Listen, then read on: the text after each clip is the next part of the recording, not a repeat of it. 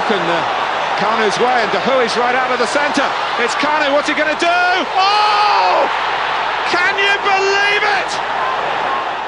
Hello Arsenal fans, and welcome back to Can You Believe It, an Arsenal podcast. And a week after I recorded the Chelsea podcast, I was expecting maybe a draw, maybe some sort of setback after the brilliant Chelsea result. But no, I'm sitting here after two wins. One was much better than the other, and that's the one I'm going to be talking about today, is the 4-0 away win to West Bromwich Albion, which was a lovely performance. It was really fun. And we'll also talk about some of the stars of that performance. So obviously the two youngsters who were really good on the day, but also someone who has started to become really important this season as well. And we'll also obviously go over the other things, as well as take over some listener questions as well. Firstly, before I actually start talking about the lineup, I think it's easy to forget that football can actually be fun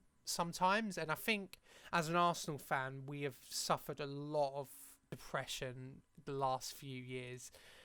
A lot of really dull and boring, and there's been a real cloud over the club. So when performances like this happen, even if there are against a team that is not necessarily going to be one of the hardest teams we ever face in the Premier League, we should absolutely take it, because over these 2 years we faced teams like West Brom and produced very poor performances. So to come out yesterday and have a real fun performance, one that's going to encourage us going forward, and one that if we keep at will hopefully get us up the table, it's just something that I had to mention before we get into the specifics of the performance. So talking about the specifics, let's get into the lineup for the West Brom game. And we start with 4-2-3-1, so Bernardo in goal, Bellerin, Rob Holding, Pablo Mari and Kieran Tierney, so the same back four. Danny Ceballos came in for Mohamed El Neni, who had a great game as well for his replacement, so Ceballos absolutely justified his performance. Granit Xhaka alongside him. And then a front four of Bukayo Saka, Smith Rowe at 10, Aubameyang on the left, and Alexandre Lacazette up front, who also came in for Gabriel Martinelli in the Brighton game. And one change that I was hoping would happen, because Martinelli has just come back off a long-term injury. He needs to be eased back, and to play 3 games in a week would have been very tough. And there was always the option off the bench if he was needed, but he wasn't, so Lacazette justified his selection as well. First things first, before the game even started, there was heavy snow before the game, and there was heavy snow during the game, so it made the aesthetic of the game actually look pretty nice. I think football looks pretty interesting when there's snow coming down. It just looks like a very good atmosphere to watch anyway. I don't think it would have been very fun to play in, but there was some concern that possibly the game could be called off because of the snow. I think Mikel Arteta and Sam Allardyce were a bit worried or concerned that the game may be cancelled, but the game and the staff really pushed ahead for the game and made sure that it was able to go ahead. So there's that, and they done very well. Let's get into the game. We started well, I think. So we dominated the ball. We had a couple of half chances. Bellerin had a shot saved by Sam Johnston. Saka fizzed the ball from right, and Aubameyang just missed it. He was very close to getting on the end of it. West Brom had pretty much their best chance all game when Matt Phillips got on the end of a ball from, I think it was Mateus Pereira, possibly, and he volleyed it straight at Leno. And then from there, West Brom really didn't challenge us at all. It was a pretty easy game after that. So credit has to go to the defenders, because they were very, very good on the day. And I know West Brom are not the best of quality, but they won their duels and were very good on the day. I think Rob Holding and Pablo Mari have got a very good partnership about them, which I like. And I think I've spoken about it in an attacking sense, but in a defending sense as well. Football is about relationships and partnerships, and for them to have a solid partnership at the back is pretty impressive. They've now played 3 games now and conceded 1 goal, and that's pretty good. So credit has to go to both of them at the back. They were very, very rarely troubled in this game. And then we go ahead, and the goal that Kieran Tierney scored was absolutely fantastic. So Kieran Tierney went down the left flank, completely burst past Furlong at right back, and then cuts inside to the box and smacks it in top corner. Well, bends it in top corner with his weak foot. It was a fantastic goal, his second for the club. And make no mistake, I'll talk about Tierney later. This was probably his best performance in an Arsenal shirt. He was absolutely fantastic on the day. But that goal was brilliant, and we've seen some really scrappy and not very nice goals this season. So it was nice to see one goal of real quality, and he really took it well. So all credit to Kieran Tierney. So we were 1-0 up, and what we have struggled with this season is that when we have gone 1-0 up, we haven't really gone for another. We haven't really secured our lead. And we were totally on top at this point, and we were playing very nice football as well. So we were connecting very well. And then we score a second, and this was probably the best goal of the game, which is hard to consider when you think of how good Tierney's goal was. But this was probably the best goal of the game. It was a lovely move between Lacazette, Smith-Rowe, Bukayo Saka. So Smith-Rowe passes it around the corner to Bukayo Saka. What I really like about Smith-Rowe here is that he doesn't stop. He doesn't just pass and stay where he is. He passes and then he's immediately on the run. Saka passes it to Lacazette. Lacazette, first time through ball to Smith-Rowe, who then sees Saka run through the centre and passes it to him for a tap-in. It was lovely football, and football that Arsenal play at their very best. It was a lovely, lovely goal. And it's all credit to Smith-Rowe, really, because since he's come into the side, since a number 10, since a creative player has come into the side has been transformed going forward. He's absolutely justified his selection every week. And I think a lot of fans wanted a new signing, and I was one of them as well, but I always had this inkling with Smith-Rowe that he could be a very important player if he's given a chance. Sometimes young players do need just that luck. You think of Hector Bellerin when he first got into the side. He got into the side mainly because of Mathieu Debuchy's injury. And Smith-Rowe has got in the side mainly because there's no other option like him. He's absolutely thriving in his role. He's been absolutely fantastic for us. And this goal was really, really good. So 2-0 up in 30 minutes. It was fantastic. We ended the half with 11 shots, 6 on target, and we had created 1 big chance. So it was a very, very good game. This is a team that have struggled to create chances, and we created 1 big chance, which was the Saka goal within the first half. So we had done really well. And then we come out in the second half. We thought we conceded a goal to make it 2-1, but it was rightly adjudged for offside as Mateus Pereira went through on goal, hit the post, and then Callum Robinson smacked it in on the rebound, but it was given offside rightly. And then within 15 minutes, we scored a third. Now, Alexandre Lacazette has had a lot of people on his back, and I think it's complete credit to him that he's responded well by scoring goals, and he had a really good performance last night. With this goal, again, all the work is down to Bukayo Saka on the right, who's made that role his own. Dribble past Darragh O'Shea at left back. He puts in a good cross, which Ajayi smacks off his post. So the ex-Arsenal Academy product wants to score a goal for Arsenal, it seems. Smacks it off the post. It rebounds to Emile Smith-Rowe, who has a shot. I think it's cleared off the line by Ajayi, so he recovers quite well. And then it falls to Lacazette, who on the third time makes sure it's 3-0. And really at that stage, it was game over. And at 2-0, I think a lot of Arsenal fans would have been fine to worry. But I think at 3-0, I think we knew that the points were coming back to North London. And then 5 minutes later, we score a fourth. And it's, again, great work by Kieran Tierney down the left-hand side. He was up and down that side all game. He was absolutely terrific.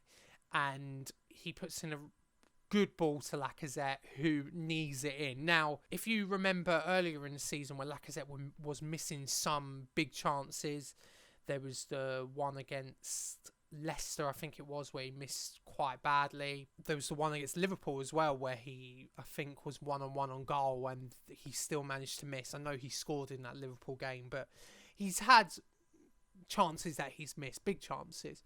But it was nice to know when your luck's going for you that even if it comes off your knee, you can still score. And it was a great goal from Lacazette, all work from Tierney, really. Well, we saw out the game after that, and we ended 4-0, and it was a really good performance. We created 4 big chances in the second half, which was fantastic. Again, had another 10 shots, 6 on target. So all in all, we had 21 shots, 12 on target in the game with 62% possession. It was a really, really good performance, and all credit to the players that were on there. It was just nice, like I said at the start of the show, it was nice to see Arsenal playing good football again. I think a lot of fans can accept not playing good football if the results are good, but we haven't had that, and it's just nice to have some really good football and leave the game thinking this was a really good performance, and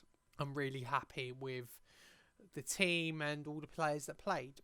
There were obviously a few people that we need to talk about in this performance. So Lacazette is the first one. He now has 5 goals in 4 games. So 2 against West Brom, and then 1 against Brighton, 1 against Chelsea, and 1 against Man City as well. I know we lost against Man City, but this is an encouraging thing to be able to get him goals and to get us some more goals as well. Remember, we had been shy with goals a lot this season, and now he's on a very good run of form. So it is credit to him that he has got 5 in 4.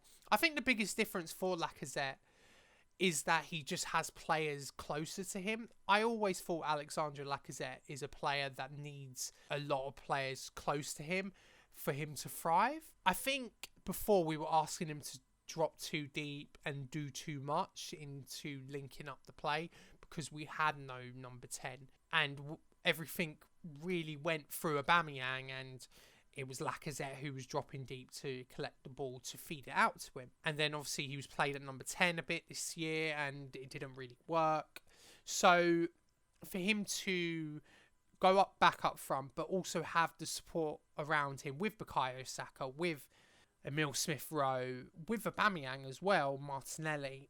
These are players that are getting close to him. He looks just so much better, and credit to him and credit to Mikel Arteta for surrounding players around him. But we have to talk about the other 3 people as well, and the man of the match on the day was Kieran Tierney. He was absolutely fantastic. Now, I have a stat here from Orbinium on Twitter.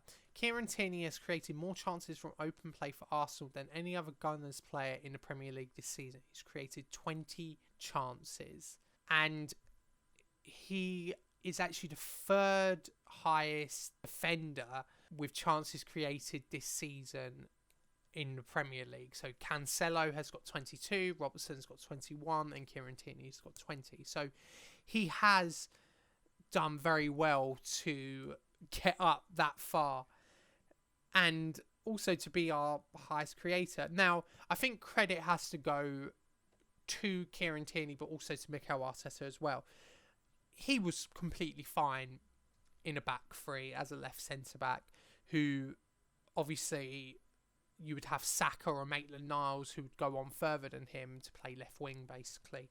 And then Tierney would have to cover the whole left-hand side, basically. But now we have a bit more protection, and Tierney is now allowed to basically bomb forward as much as he wants, and he absolutely took that chance yesterday. He was fantastic. Not only was his goal great, but he just kept going forward, causing the fullback for West Brom all kinds of issues, and he's just an absolute modern fullback. And I think when Arsenal fans got excited about him signing, this is the type of player they expected, was a modern fullback, and that is exactly what Kieran Tierney is. He will bomb forward and create chances, and he's very good at it. I'm very pleased for him. His performance deserved man of the match. I think he was outstanding, and he's absolutely, along with Bukayo Saka, the first name on the team sheet, really. I think Mikel Arteta absolutely loves him. I don't think you'll ever see him dropped for an important game, even standard Premier League game. He's that important for him. The run in the side he's had this season, he's played the most Premier League minutes out of everyone in the squad, is all credit to him. So he's been fantastic, and he deserves real special praise from the fan base for his performance yesterday. The other two performances I'll talk about is Bukayo Saka and Emile Smith-Rowe. We'll start with Saka first, because I think when he started at right wing, I think a lot of people, including myself, were a bit unsure if he was good enough on the right wing, if it was his best position. I think a lot of people were suggesting maybe his best position is at left wing back or maybe left midfield. But he's absolutely made that right wing position his own, and he looks fantastic from there. He now looks very, very comfortable on the right wing, and that's fantastic because he's created some balance from the right wing. There was a game last season where I thought he looked best on the right wing, and that was against Leicester when we drew 1-1, and he created that fantastic chance for Aubameyang, which he tapped in, which was fantastic. But since he's moved to the right wing since the Chelsea game, he's looked very, very comfortable from the right wing again, and he's now scored twice and assisted one, potentially. I think that's what he's done. He assisted the Brighton goal for Lacazette. He's done pretty good on the right wing, and he's absolutely now the first choice on right wing. There's no spot for Willian. There's no spot for Nicolas Pepe. He absolutely deserves his place on the right wing. And I think it's easy to forget that he is just 19 years old. And it is easy to forget that he's one of our best players. But that's staggering for someone who is 19. He is an absolute special talent. And I'm so glad we signed him up to a really good contract. And he's one of our own. And he's looking likely to step forward at Arsenal, and it's real credit to him how well he's played, so he deserves all the credit. Final player, as I alluded to earlier, was Emile Smith-Rowe, and again, this is one that I would like to take some credit for, because I did want him in the side. I did want him at number 10, and I thought this team would transform, or at least play better with a recognised number 10, and that's what we did, and that's all credit to Smith-Rowe. Now, he's not just a body who is in the number 10 space. He's a very intelligent player. He's always on the move. He makes smart decisions, illustrated in the goal for Bukayo Saka. That round the corner pass to Bukayo Saka was great, but he didn't just stay on the spot. He followed it up by fantastic movement and getting into a really dangerous spot to allow a tap in for Bukayo Saka. It's very encouraging now that Arsenal have two, potentially three players that are special talents, because, and we have luck to it to a certain extent, but credit has to go to Mikel Arteta for finally playing these players. And sometimes they can completely change the mood, and they have, and he has. I think there is now a suggestion that Arsenal shouldn't sign someone permanently in January. There's a question about January's transfer business later on. But there is suggestion that Arsenal maybe shouldn't sign a permanent number 10 because Smith Rowe now deserves that run in the side. He's earned it. And I sort of agree. I think if you still need another body. I think if you can get someone in on loan who can rotate with the minutes, because remember, Smith Rowe has had a tough time with injuries. He's going to need rest. So if a loan signing comes in for 6 months with no obligation to buy, who can rotate with the minutes with Emil Smith Rowe, it will be great. And it just shows that trusting youth sometimes can really help you. Obviously, it has to be the right talent. It can't just be everyone going on youth, but Smith Rowe looks like the right talent. His underlying metrics at Huddersfield were fantastic and it looked like he could contribute. Remember, I said last week on the podcast that the Championship has been a good breeding ground for young, exciting attacking midfielders like James Maddison, like Mason Mount, no matter what you think of Mason Mount, like Jack Grealish. These are players that done well in the Championship and have come up to the Premier League and taken it up to another level. And Smith Rowe hopefully is going to be the same. Obviously, it's still very early. He's still only started 4 Premier League games in his whole Arsenal career. But the signs are there and the signs are promising. He's created 11 chances in 374 minutes in the Premier League this season. A chance created every 34 minutes. That is pretty outstanding, and he's already making his mark on the team. And it's just very nice to see an actual creative player prove that this side can have some balance and the attack can have some balance. So that's 3 wins in 3. At the time of recording, Arsenal are currently 11th on 23 points, on the same points as Leeds.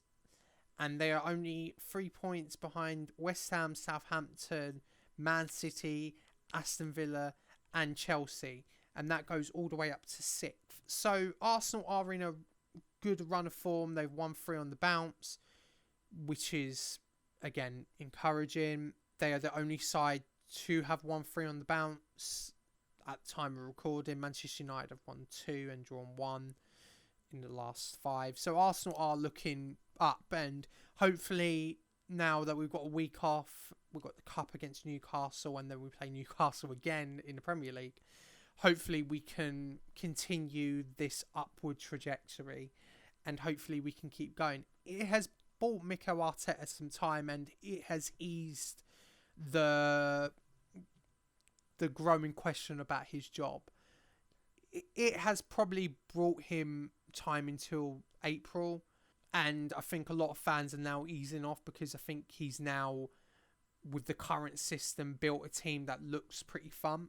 So we'll see. Hopefully he can keep it up. Obviously results are king, but let's see what will happen. So Arsenal are looking good at the moment and everything looks much happier, and that's what wins will do, and hopefully we can continue that. I asked some questions on Twitter. Again, if you want to ask me questions, I usually put a tweet out after the game. And I've got 3 questions here that I can ask. So one is from @AFC Jack, and he asks, what happens to Nicolas Pepe at this point? I didn't even see a clip of him warming up once. Also, do you drop Mari straight away as soon as Gabriel was available, or does he have to wait and earn his chance? And there's a similar question from @Bosszil, who asks, would you bring Gabriel straight back in to replace Holding/Mari? So I'll answer the Gabriel question first. I think it's pretty simple for me. I think Gabriel comes straight back in. Mari has done very well since he's come in, but remember, Gabriel has been one of our players of the season this year. He's been a fantastic signing. I'm pretty confident he should come straight back in. I'd probably play him against Newcastle in the FA Cup. I think if he's allowed to play, because obviously he's interacted with people who had COVID, so I would play him. And he comes straight back in alongside Rob Holding at left centre back. So That's a pretty simple one. I know it's pretty harsh on Mari. He hasn't really done anything to be dropped, but I think Gabriel is just a superior player at this point, and unless Gabriel does really badly, I think Gabriel is first choice, and I think that should remain the case. So, but Mari has done very well, and it is all credit to Mari. And the Nicolas Pepe question, this is difficult because Willian came on yesterday and didn't really do well. He done some alright stuff. He actually nearly scored, but he shanked the shot. It went to Aubameyang, who then somehow hit it wide. And I would much rather Pepe than Willian, but it just doesn't seem like Pepe is very suited to this system. I don't think he can play the role that Bukayo Saka has been playing on the right. So this begs the question, what happens with him at this point now, as you have asked, Jack? And I think Mikel Arteta will sell him in summer. It's a shame because obviously he is our record signing. A lot of people want him to do well. But I think as long as Mikel Arteta is here, I just don't think he's ever going to really buy into Nicolas Pepe. And that's a shame.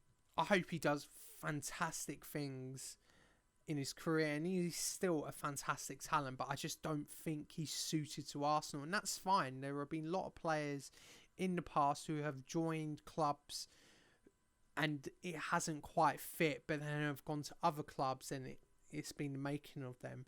Look at De Bruyne and Salah at Chelsea. Both didn't really do well there, but then you have Salah at Liverpool and De Bruyne at Manchester City. Both clubs that fit him, both clubs that have been very good, and it just happens. I know there's a lot of comparison with Riyad Mahrez with Nicolas Pepe, but I think Riyad Mahrez is an absolutely superior player to Pepe. And Pepe is, I think, what people like to say, a moments player. He will produce those moments sometimes where you think, wow, what a fantastic talent he is. He is going straight to the top, but they just are that, moments. They are not consistent enough. 75% of the time Pepe will look pretty ineffective, and 25% of the time he will look very, very good. I remember the game, I think it was against Dundalk at home, and he had a very poor first half, and it was very worrying to see him have that poor of a first half, but then scored an absolute outrageous goal where he ball rolled it on his feet and smacked it top bins with his weak foot. That's the type of thing that can happen with Pepe, and I think what Mikel Arteta wants is a more consistent player who can produce consistent attacking moments like Bukayo Saka has, and I think he just looks more comfortable and more dangerous and more consistently and technically secure with the ball than Pepe does in Arsenal. So I think Mikel Arteta will look to sell him in the summer, which is obviously a shame. Now, the question is, if Arteta is going to sell him, then we've got to protect his value by playing him. There is a player in there, and as much as Arteta likes Willian to the absolute disgust of all the fan base, Pepe is a player that will generate value, and these are the type of transfers that can happen. Yeah, Arsenal paid £72 million for him and overpaid, that's fine, but the reason why you buy players in this age bracket is that if it doesn't go well, you can flip them for some money. That can't happen with Willian, and can't happen with Aubameyang's new contract.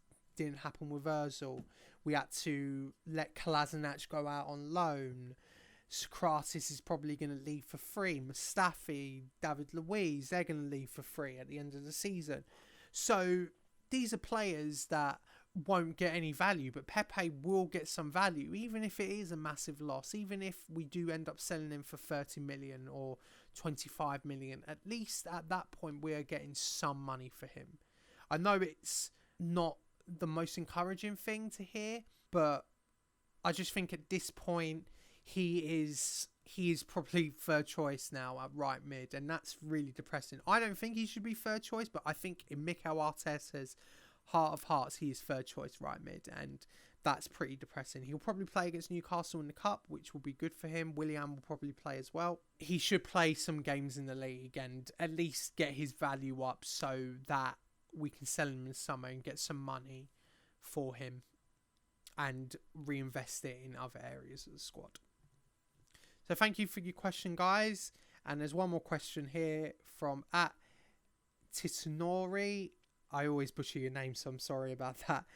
But what realistic transfers would you like to see in this upcoming transfer window? Can be both ins and outs. So I think in terms of outs, I'd like to see Socrates go. Obviously, he's not registered with the squad, so it would be good to see him go. He's been linked very heavily with Fenerbahce, which is a very odd transfer to me since he's a Greek going over to Turkey, and obviously they have very big tension between the two nations. Socrates would be one that I would like to see go. The others, I think I'd like to probably see possibly Joe Willock go out on loan. I think just to see him with some game time, I think it would be good for him to go out on loan. I think he needs it.